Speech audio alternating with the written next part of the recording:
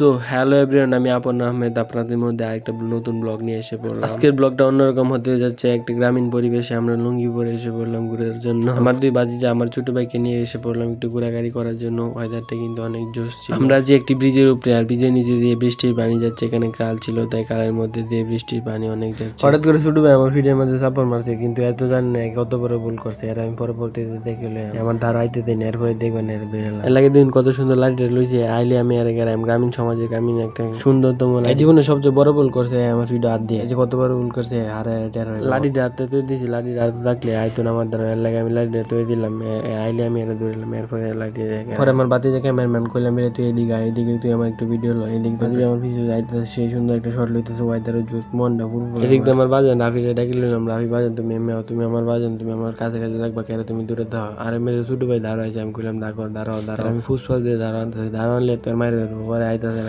তুমি আও, তুমি তোমার কিছু হতাম না। পরে দিয়ে আইতাছে আইতে পারে আমি ধরলাম, ধরে বাদে আমি ধরে প্রথমে গাঁটটা ধরার পরে কইতেছে ভাই সাইরে দো আমি করতাম না, আর করতাম না। বাদে আমি কইলাম মিলে আইছে, আর যদি না করো তাহলে আমি তোর সারি পরে। এরপরে আমি আর সারি, এরপরে আবার আমার নতুন শয়তান লাগতেছে। আমি কইলাম এনে একটু উড়ি বাজে যাই, একটু শর্ট নেই, একটু শর্ট নিলে জোশ হইব। এরপরে আমি উঠতেছি, জীবন মনে রিস্ক আমি উপরে উঠলাম। আমি কই পরে যাই, আমি কিন্তু আসলে পড়ছি না। এরপরে দিয়ে অসাধারণ একটা ভিডিও হইলো। আমার একটা শর্টটা লইয়া বাদে নিতে আমি বললাম আমার বাজার না কইতেছে দুটো ছবি তুলে দিতাম। বাদে আমি কই তুমি বাজার তুমি পৌঁছলো, আমি ছবি তুলে বাজার তো জানি না, আমি ভিডিও করতে যাই বাজারে গেলে পৌঁছলো।